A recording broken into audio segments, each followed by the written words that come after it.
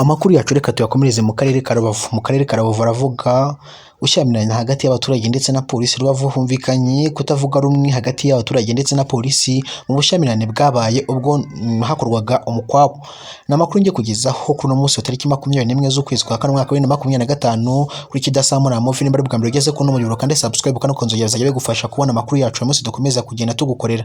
Bamwe mu bacuruzi bo mu isoko rya mu murenge wa Rubavu mu karere ka Rubavu bavuga ko impanuka yabaye ubwo polisi yari mu mukwabo wo gufata magendu yahitanye ubuzima bwa bamwe, mu gihe polisi ivuga ko atari ukuri ahubwo hakomerekeyemo abantu babiri. Iyi mpanuka yabaye mu gitondo cyo kuwa gatanu tariki 18 Mata 2025 ubwo polisi n'izindi nzego zakoraga umukwabo wo gufata magendu mu isoko ryo ku kibuga mpuzamahanga riherereye mu murenge wa Rubavu. Twizerimana François, umwe mu baturage bo mu kagari ga Gikombe mu murenge wa Rubavu aharemera isoko, yavuze ko iri sanganya ryatewe ubuzima bwa bamwe kuhapfira. Yagize ati twagiye tubona haje imodoka ebyiri, imwe irimwo abapolisi indi y'umurenge irimwo inkeragutabara. Abantu rero bahise birukanka inkeragutabara zipakira ibintu bari basize zirabipakira byose. N'amahoro Jeannette wari uri aho ngaho nawe ati ubwo rero bapakiye imodoka irajwigira iruzura cyane, noneho umushoferi yajyamwo agiye kwitwara, noneho yanga kugenda isubira inyuma. Abantu benshi barahangirikiye, bamwe baranahapfira. Ni mu gihe polisi y'u Rwanda ikorera mu karere ka Rubavu igaragaza ko iyo n'inzego zinyuranye bari bari mu bugenzuzi bwo kurwanya magendu, ndetse abaturage bakemera ko bafashwe n'uburakari bagatuma bamwe batera amabuye inzego z'umutekano. Uwamahoro Jeannette ati bakimara kubona abantu babo bangiritse bafashe amabuye barayatera, maze polisi nayo irarasa. Ubwo rero inkomere zijyanywe kwa muganga, natwe turahungabanye.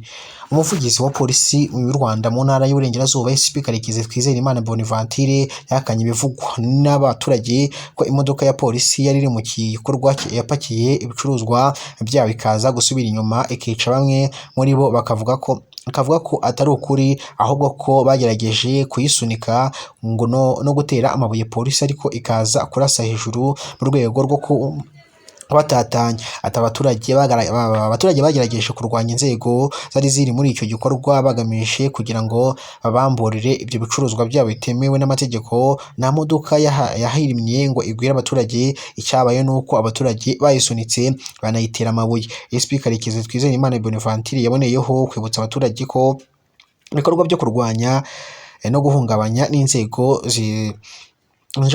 ziteye umutekano bitemewe kandi ko bihanirwa n'amategeko.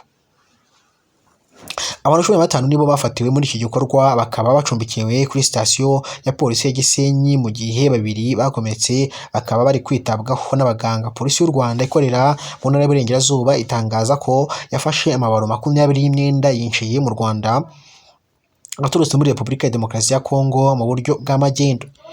Amakuru nkayakomereza rero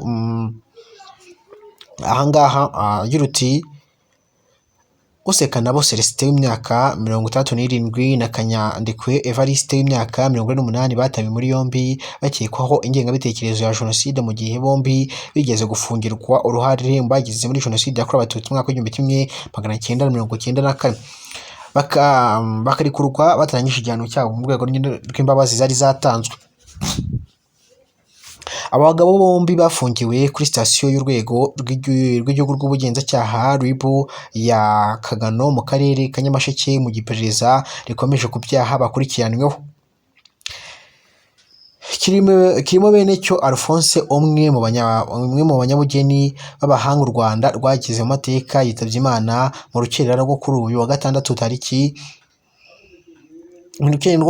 afite imyaka 33 y'amavuko. Niwe wahanze ibendera ry'igihugu, ikirangantego, inoti y'5,000, inoti y'2,000, inoti y'1,000, ya 500 ndetse n'igiceri cy'ijana.